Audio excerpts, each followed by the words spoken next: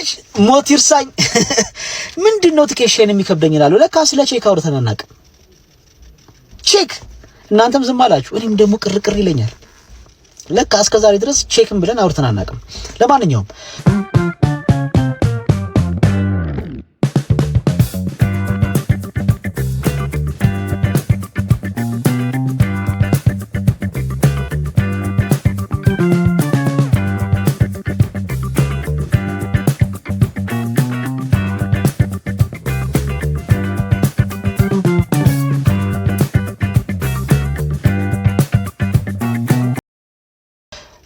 ቼክ ያው የህግ ባለሙያዎች እየወጡ ስለ ቼክ በደንብ ነው የሚተነተኑት።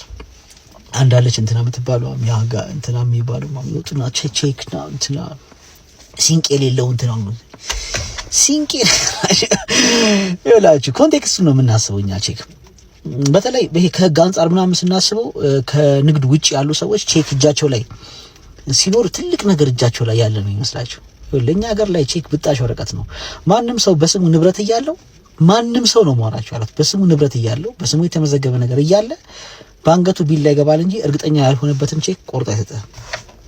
ለዛ ነው ብዙ የሚዳፈሩት። ቢኮዝ ቀጥሎ ያለው ፍትሐብሔር እንግዲህ ንብረት ከሌለ ፍትሐብሔር ወንጀል ነው፣ በወንጀል ነው አይደለ? በወንጀል ለሞት ታደርግ በመታሰሩ አንተ ምን ታገኛለህ? ምን ያለ ብቸኛ አማራጭ ድርድር ነው።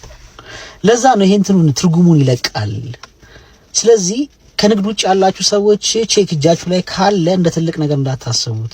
ንግድ ላይ ያለ ሰው ደግሞ ለእናንተ ቼክን ኤክስፒሪየንስ ያደርግላችሁ። በቃ ይሄው ቼክ አለ አይደል እንዴ? ይሄው እኮ አንተን እንትን ስለምልህ ነው ቼክ እኔ ብኖር ማለት ነው። ንግድ ላይ ያለ ሰው ግን እንደዛ አይደለም። በቃ ቼክ ትቀያየራለህ እኮ ለምሳሌ መርካቶ ላይ ቼክ በደንብ ትቀያየራለህ። ነገር ግን ታስመታው ይሆናል እንጂ ሰውየውን አታሳስርም ምናምን። ከዛ በኋላ ቀጥሎ ከማን ጋር ልትሰራ ነው? ከዛ በኋላ እኮ ማንም ለአንተ ቼክ አይሰጥህም። ስለዚህ ከዛ ሰውዬ ገንዘቡን የምትቀበለው ሽምግልና ነው። ኸይሬንም ሸምሴንም ድርገባንም ከበደንም ሀጎስንም ተሰበስብና እሁድ ከጁማአ በኋላ ወይ ቅዳሜ ከጁማአ በኋላ በቃ ቁጭ ብለህ ሚስቱንም ያስጠርሰ ምናምን ይሄው እኔ ገንዘብ እኔ እንትን ብዬና በቃ እሺ እንትን ተብሎ የዚህ ደረግና እሺ እንትን ያለ ሰው 2.5 በቃ እሺ አሁን እንትኑ 500 መቼ ይሰጣል አንተ በቃ 500 ሺህ ሰሞኑን ሰጣል እንደዚህ ተብሎ ነው በቃ የሚያልፈው እንጂ ሰዎችን ችግር ውስጥ ከከተትከው እመነኝ አንተም ከሰው ጋር አሰራም አንተንም ችግር ውስጥ የሚከት ሰው አጣጣፈ ያንተ ቼክ የ200 ሺህ ቼክ ካለ ሰዎች ጋር ያ 200 ሺህ ቼክ በ250 ሺህ ቼክ በ250 ሺህ ብር ላይ ይገዛል። ታውቃላችሁ አይደል? ይሄን አታውቁም? ይሄን እንገራችሁ። አረ ይሄንንማ መርካቶ ውስጥ ያለ ራሱ ብዙ የማያውቅ ሰው አለ። ያንተን ቼክ ለሰው የጻፍከው 200 ሺህ ቼክ ካለ ሌላ ሰው በ250 ሺህ ብር ይገዛዋል። ያንን ቼክ በ300 ሺህ ብር ላይ ሊገዛው ይችላል። አንተ ለነገር ይፈልገህ ማለት ነው። አታውቁም እኮ አረና ስንት ኢንሳይድ አረ ሌላ ዓለም እኮ ነው። ሌላ ዓለም ሪቬንጅ ምናምን ትጠላለህ። ማንም እንትን እስራኤል ኢራን ከአሜሪካ ጋር ሁላ እንደዚህ አይነት ሪቬንጅ የለም። ከማንም ጋር ልትሰራ አትችልም፣ አትኖርም። ቢኮዝ ደግሞ ካልተቀያየር ቼክናም ካልተቀያየርክ በስተቀር ይሄ በመሃል ላይ ትልቁን የሚወስደው ትረስት ነው። ካልሆነ በስተቀር አታደርጉ። ሽምግልና ፒስ ነው ብለው ግን ምንድነው ሰዎችን በዛ መጠን ደጋግመ ችግሩ ስትከት አንተ ማትከፍል ከሆነ ሰዎች ያንተን ቼክ አያምኑ። በቃ ኢቭን አንተ እየተገበያያቸው የሌላ ሰውን ቼክ እንድታመጣ ነው የሚያደርጉ እንጂ አንተን ቼክ አይቀበሉ። እኔ በፊት ምንድን ነበር ማድረግ የነበረው አይ ቲንክ 3-4 የሆነ ቼክ ከቀረጥኩላቸው እማሻቸው ነው የሚቆይ ነው ያሃቃ የሆነ የምጠራጠረው ነው ወይ ዳሜጅ ይኖረዋል ምናምን ኤሌክትሮኒክስ ነው። የእንትን ቼክ ደግሞ ከቆረጥኩላቸው ይከፈላቸዋል፣ ግን ታሽተው ነው የሚከፈላቸው።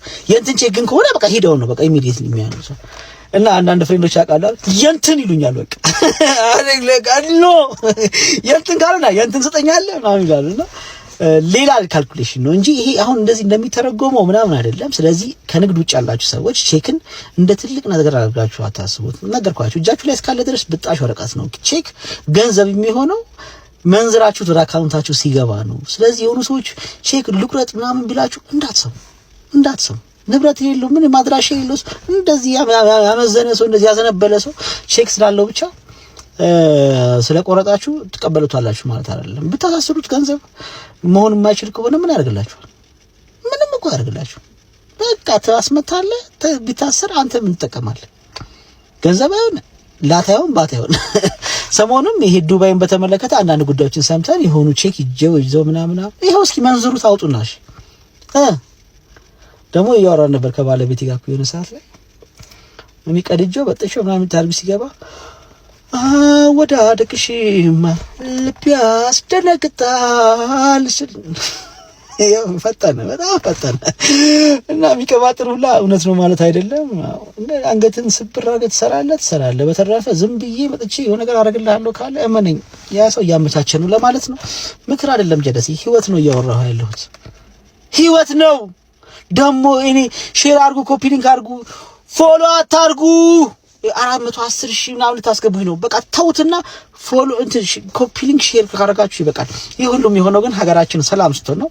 ለሰላም የትኛውንም ዋጋ እንክፈል። አላህ ሀገራችንን ሰላም ያደርግልን። እጃችን ላይ ያለውን ሰላም እንጠብቅ። ኢትዮጵያ ለዘላለም ትኑር። ቴንኪው ቢኒ ባባ የእናንተ ነዋ። ነገ እንገናኝ ደግሞ ቅዳሜ ገበያ